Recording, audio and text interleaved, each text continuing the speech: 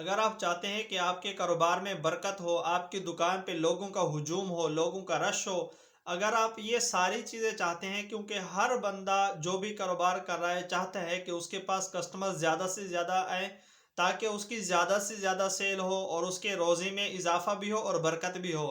تو قرآن پاک سے بڑھ کر برکت کا کوئی بھی دنیا میں وظیفہ نہیں ہو سکتا۔ قرآن پاک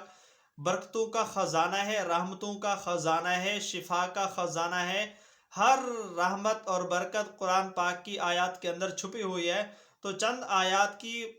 کوئی خصوصیت ہوتی ہے، ان کو ان اوقات پر یا ان مقامات پر پڑھ لینے سے یہ وہ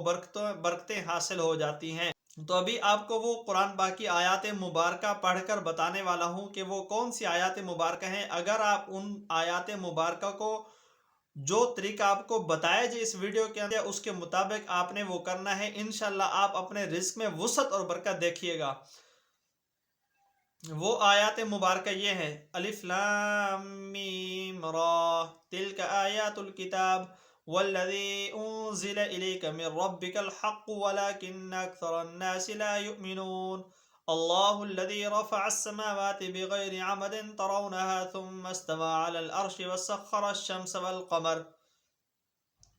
كل يجري لأجل مسمى يدبر الأمر يفصل الآيات لعلكم بلقاء ربكم توقنون وهو الذي مد الأرض وجعل فيها رواسي وأنهارا ومن كل الثمرات جعل فيها زوجين اثنين يغشي الليل النهار إن في ذلك لآيات لقوم يتفكرون۔ ان آیات مبارکہ کو اب 4 کاغذ کے ٹکڑے نے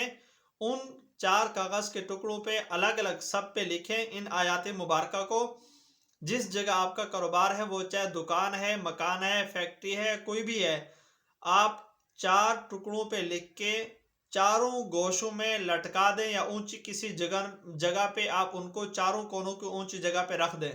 تو آپ دیکھیے کہ آپ کے کاروبار میں، آپ کی دکان میں کیسے برکتیں نازل ہوتی ہیں، کیسے گاہکوں کا رش ہوتا ہے۔ آپ اس فارمولے کو آزما کے دیکھیے۔